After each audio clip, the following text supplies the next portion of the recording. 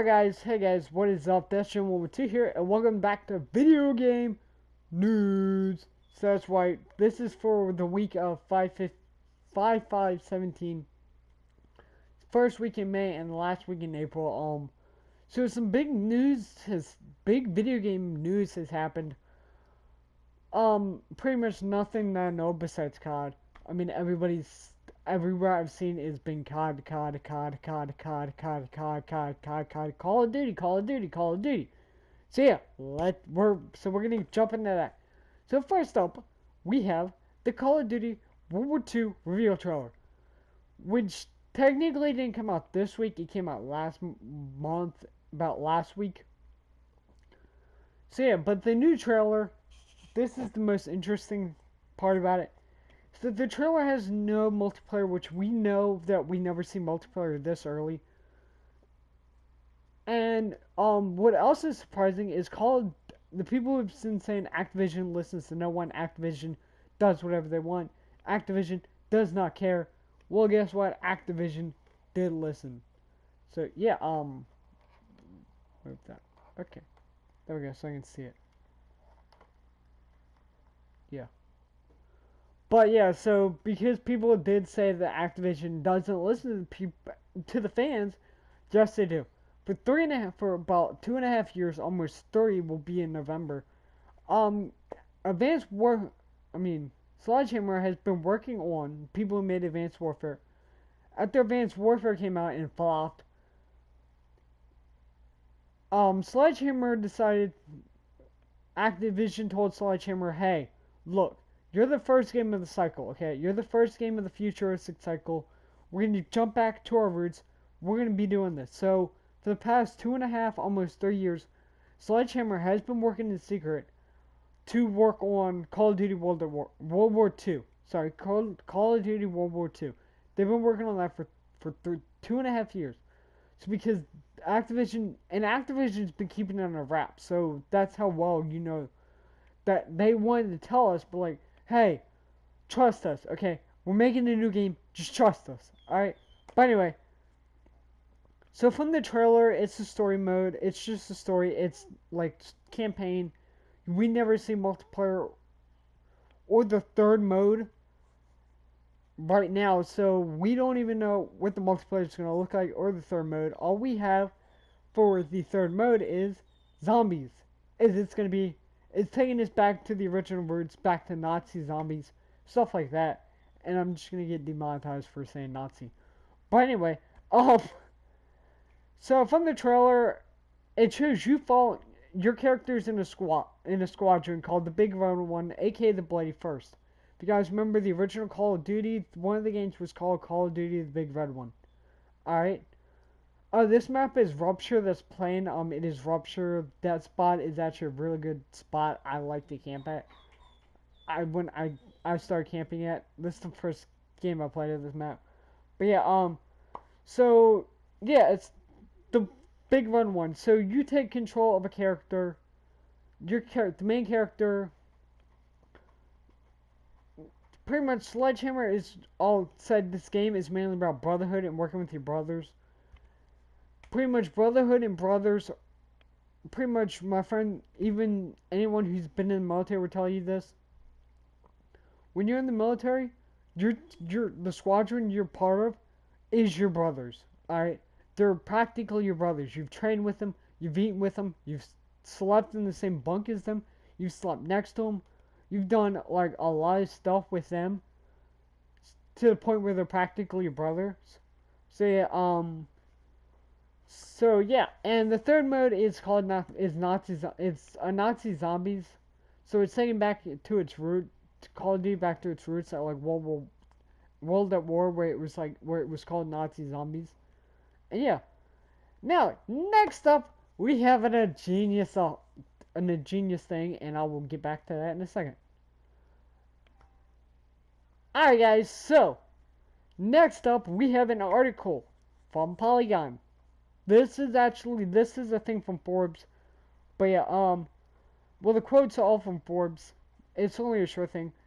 Okay, so, alright, so World War II, I'm just gonna give you guys a little backstory. World War II, there were no women soldiers except for in Russia, and in Great Britain, well, mainly Russia. Alright, mainly Russia, there were only women in fighting in the war. Most of the women in the American side, which is where this part where the big run one takes, where, yeah, and the dog in the background. Oh, but yeah, so the big red one was pretty much World War II was nothing but men in the squadron in the war. There were women, but they were at like there were nurses, there were medics, stuff like that. But they didn't. They were never on the front lines. They were in the back. So yeah, if you died, or like if you got shot, you were either you were loaded in a truck and driven to a base, or you were flown. All right, that's how you got to the hospital. Okay, they didn't. The nurses didn't travel with them. Maybe a doctor or two, but other than that, that was it. So, alright, so we have a Polygon article about the new Call of Duty World War II game. He states, the author, I can't think of his name right now. The author states in the article, it was like a marketer's checklist for suitable diversity, a roster of token characters that doesn't acknowledge their experiences more than it pats the publisher on the back. Go. Sledgehammer staffers repeated references to Brotherhood, also speaking clearly to the fact that the game will be told from a very traditional perspective. That is true. The game is actually told from an all-men squadron. At that time in World War II, there were no women in combat, okay, except for like I said, except for in Russia.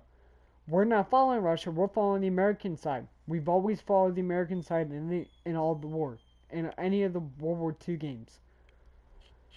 From what we saw and heard about this game today, that tradition doesn't genuinely include brothers of other race or brothers who don't identify as male. Alright. Second. Second.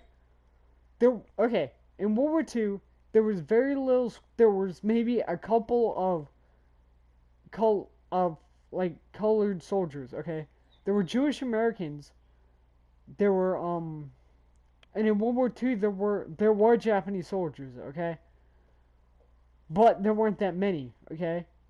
There were also, and all the ones, like what they were saying, the colored ones. The colored soldiers had their own separate squadron. The military was segregated still, so it wasn't like ours, okay? And like I said, women didn't fight in the war. It's important to note that segregation was still very much enforced during that time period, including with the American military, like I said. And by judging by the attention Sledgehammer is paying to period firearms and the sound firearms and the sounds they make, Call of Duty World War II is about preserving historical authenticity. That is true. Sledgehammer said that they are making it a big point to pretty much recreate what everything happened and make people realize World War II is more than just fighting. It was about building bonds with your teammates. Now, guys, the thing you've all been waiting for. Finally, we have the reveal for DLC 5 Call of Duty Black Ops 3, called Zombie Chronicles. Jason Blundell appeared on a live stream of JC Backfire. Blundell stated that DLC 5 would have a May 16th release date for PS4 and would be followed by an Xbox One, and PC release a month later, with no firm date confirmed yet. He also said the rumors about 8 maps, that is right, 8 maps instead of 4, are correct. He then listed the maps: Nocturne, Verdox, Shinonuma, Shangri-La, Kino, my favorite, Ascension, Moon, and Origins. So yeah, I like Kino because that was the very first map I played. I started on Black Ops 1. I started on World at War, and me and my friend were blowing each other up with, and yeah, Kino. But guys, thank you for watching. Remember to like, comment, subscribe for more content. Remember to comment what map you want to play the most out of that whole list I just named. Thanks, guys. Peace. Okay, guys, I also want to mention that the maps will also be in the description if you didn't catch it when I just ran through them. So yeah, peace.